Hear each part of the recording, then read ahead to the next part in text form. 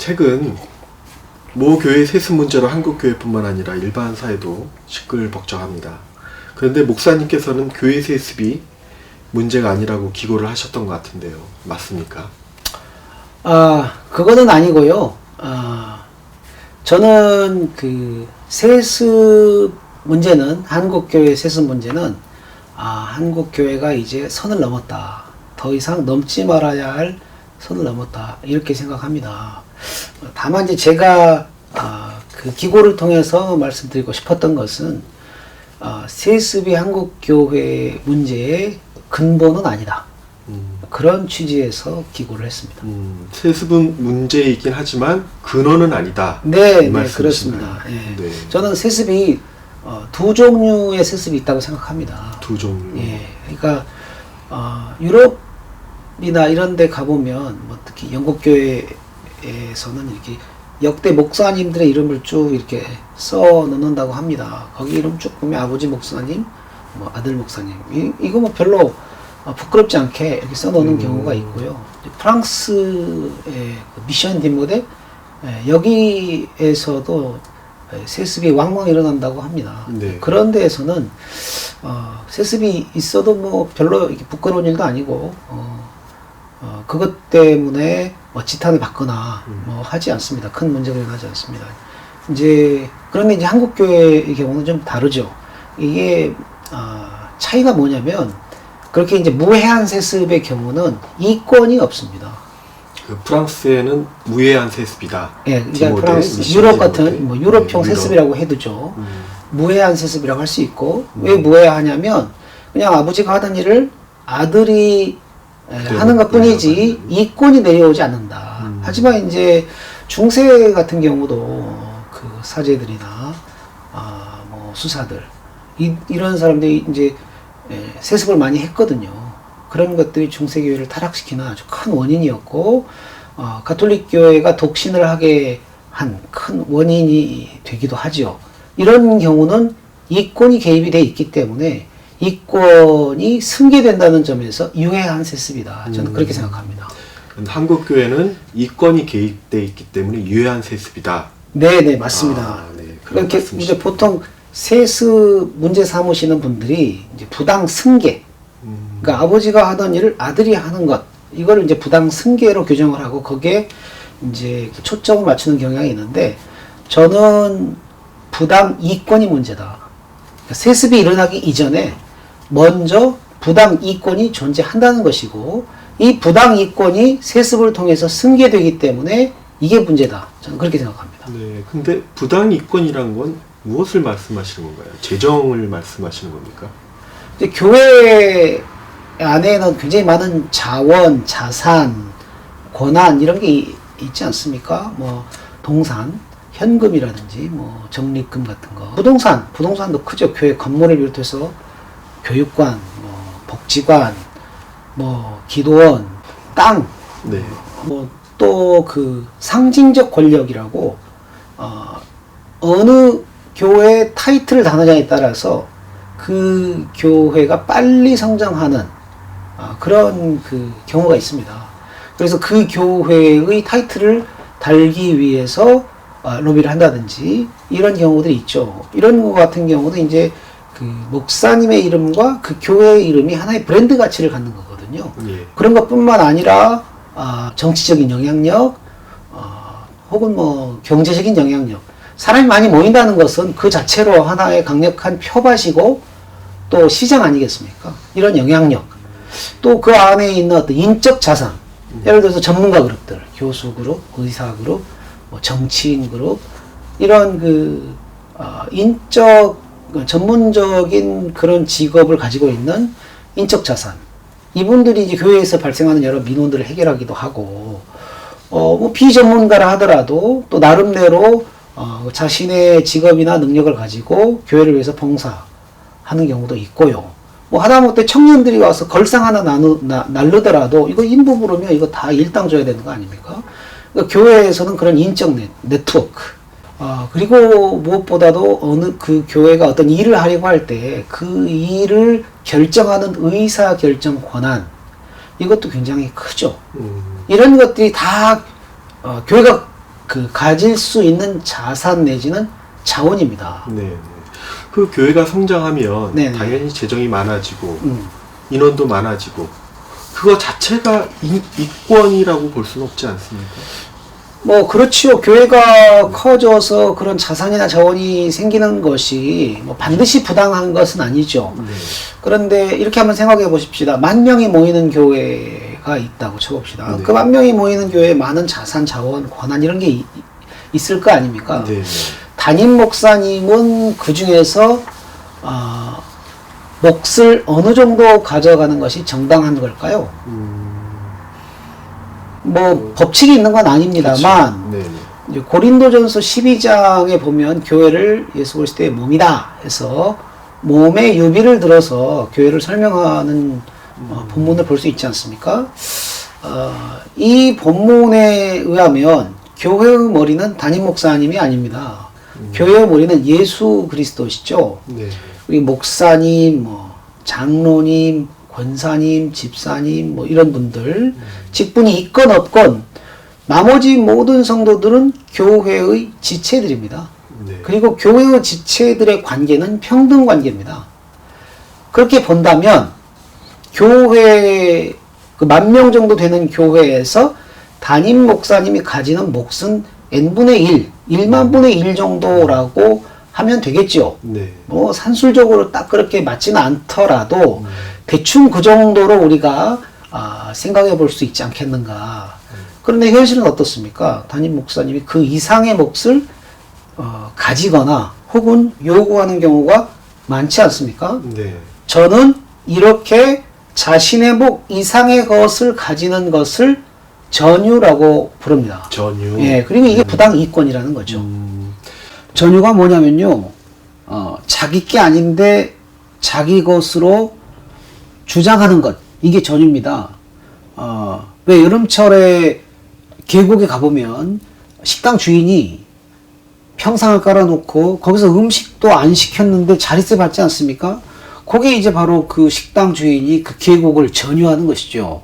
그러니까 교회에 있는 여러 가지 많은 권한, 자산, 자원 이런 것들이 담임 목사님이 자신의 목 이상의 것을 자기 것으로 주장하는 것, 이게 이제 바로 목사님이 교회를 전유한다 이렇게 볼 수 있는 거고요.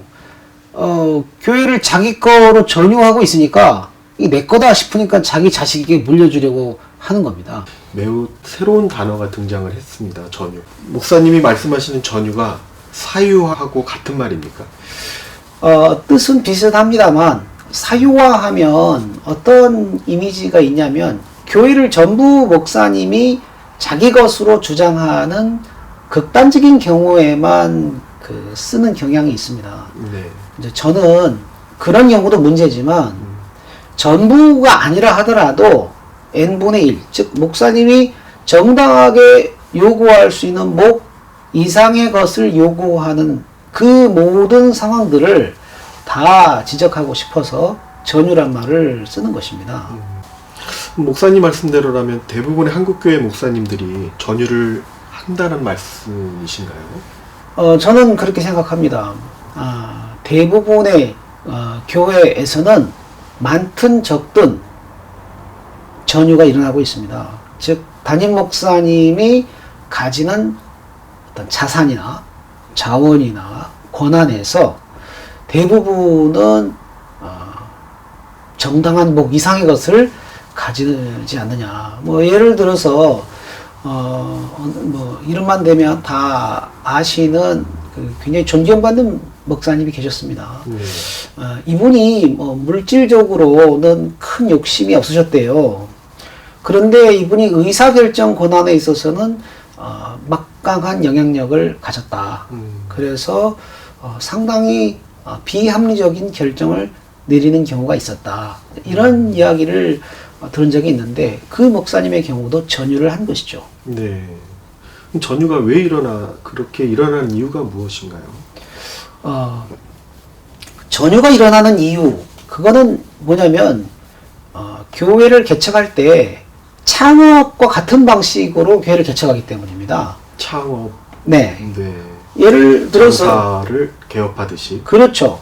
예를 들어서 집 사장님이 창업을 한다고 해보십시다. 공간을 얻고 네. 간판을 달고 이름을 정하고 뭐 그러잖아요. 그렇게 그리고 해야죠. 메뉴판도 네. 만들고 또 이렇게 전단지도 나눠주고 근데 그와 거의 유사합니다. 목사님이 교회를 개척할 때 공간 정하고 뭐 간판 달고 십자가 달고 교회 이름 정하고 뭐 그리고 예배 시간 프로그램, 목회 프로그램 정하고 뭐 이를테면 인터넷 같은 데서 목사님이 설교를 올린다든지 뭐 주보를 나눠주신다든지 이와 같은 방식 네. 그리고 뭐 돈이 모자라다 하면 뭐 지원을 받기도 하지만 뭐 대출을 하기도 하고 이런 방식으로 그 교회를 개척하는데 이 개척하는 방식의 차이가 거의 없는 것이죠. 한마디로 얘기해서 교회를 개척한다라고 할 수 있지만 교회를 창업한다라고 해도 틀린 말이 아닐 정도로 이 프로세스가 아주 유사합니다. 근데 이제 이렇게 되면 어떤 일이 생기느냐면 예를 들어서 목사님이 목회를 이제 시작을 해가지고 목회를 열심히 했는데 잘 안 됐어요. 그래서 뭐 교회가 문을 닫는다고 해보십시다. 이때 이 책임, 이 피해는 누가 질까요? 당연히 목사님. 목사님이 지겠죠. 네. 예. 그거야 목사님이 창업했으니까 목사님이 책임 지는 겁니다. 그런데 거꾸로 이분이 열심히 목회를 해가지고 목회가 꽤 성공했어요. 그러면 이 이권을 가져가는 것이 부당할까요? 똑같은 겁니다. 아니 목사님이 손해만 지고 이익은 가지지 마라 이렇게 말할 수 없지 않겠습니까? 그러니까 지금과 같은 이러한 그 패턴의 교회 개척에서 전유가 일어나는 건 너무 당연합니다. 즉 창업을 하기 때문에 목사님과 교회의 그 존재가 공동 운명체로 얽히는 거예요. 그래서 교회가 성장하느냐 쇠퇴하느냐가 담임 목사님의 복지와 직결되는 거죠. 네. 그러니까 100명 목회 하시던 분이 10,000명 목회를 하시게 됐어요. 그러면 월급을 올려드리지 않는 것이 가능할까요? 불가능한 거죠. 바로 올려줘야죠. 그렇죠. 바로 여기에서부터 뭐 월급만 올라갑니까? 자가용도 바꿔드려야 되죠. 자녀 뭐 이렇게 장학금도 뭐 여러 가지 많은 그런 혜택들 뭐 사택도 이렇게 하고 나중에 뭐 은퇴할 때 그러면 목회자가 창업처럼 개척하기 때문에 전유가 일어나고 네. 그래서 거기서 성공하려고 하는 목사님들의 어떤 욕망이 자리 잡았다라고 봐도 되겠는 그렇습니다. 정확한 지적이시고요. 즉 목사님이 목회를 할 때 그 동기가 복음을 전하는 동기와 사업을 번창시켜서 본인이 이득을 가지고 싶다라는 그 동기가 뒤섞여 버리는 겁니다. 이게 그러니까 이런 상황이기 때문에 전유가 일어날 수밖에 없는 거예요. 목사님은 목회를 마치 사업인 것처럼 말씀하시네요.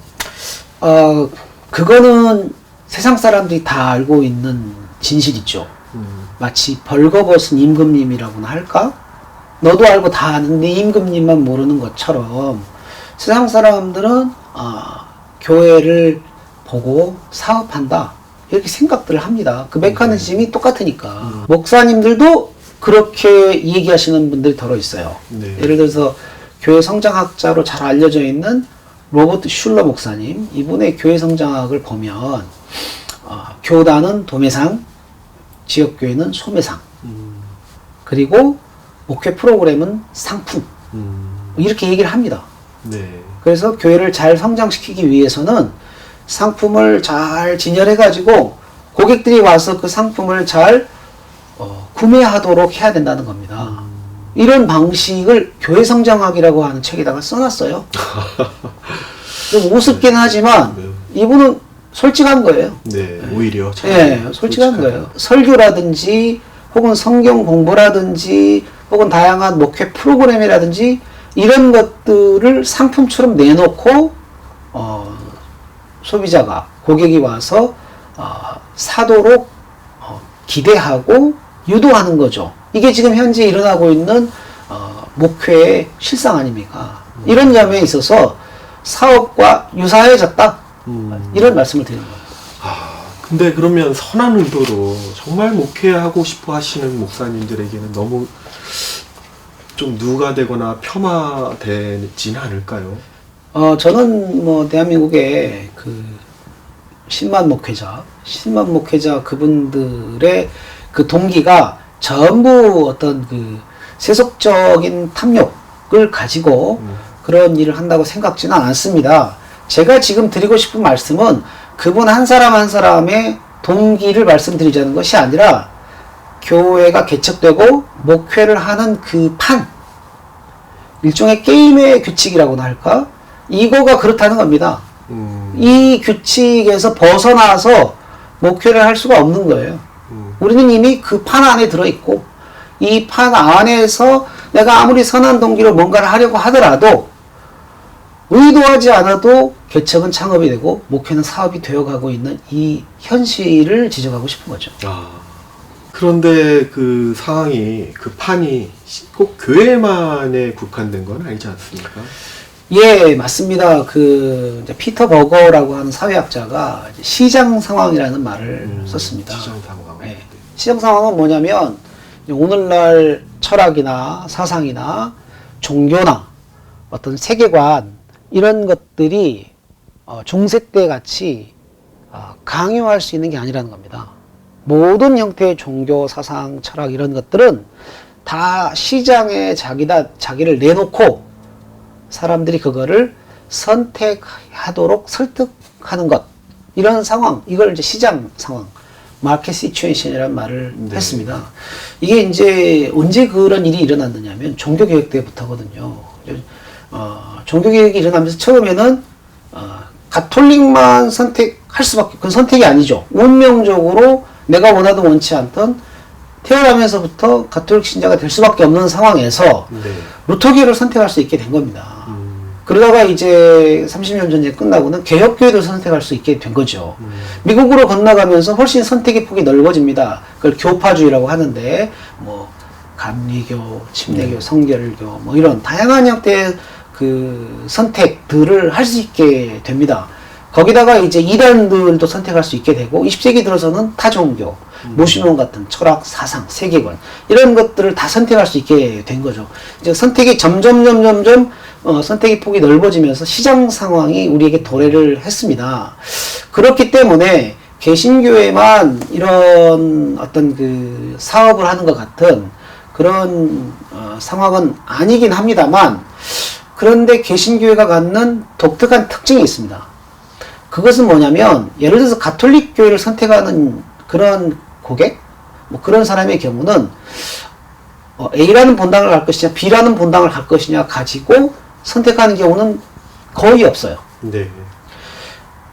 가톨릭 전체의 신학이라든지 전통이라든지 예전이라든지 혹은 뭐 실천이라든지 이런 걸 보고 가톨릭이라고 하는 하나의 종교를 선택하는 것이죠. 근데 개신교회는요, 약 7에서 8만 정도 되는 그 수많은 교회들 가운데서 하나의 지역교회를 선택하는 겁니다. 약 8만 명의 담임 목사님들 가운데서 마음에 드는 목사님을 선택하는 거죠. 즉 가톨릭의 경우는 외부적으로는 경쟁을 하지만 내부적으로는 거의 경쟁이 없어요. 네. 그러나 개신교의 경우는 외부적 경쟁도 하긴 하지만 그보다는 내부적 경쟁이 훨씬 심하다는 거예요.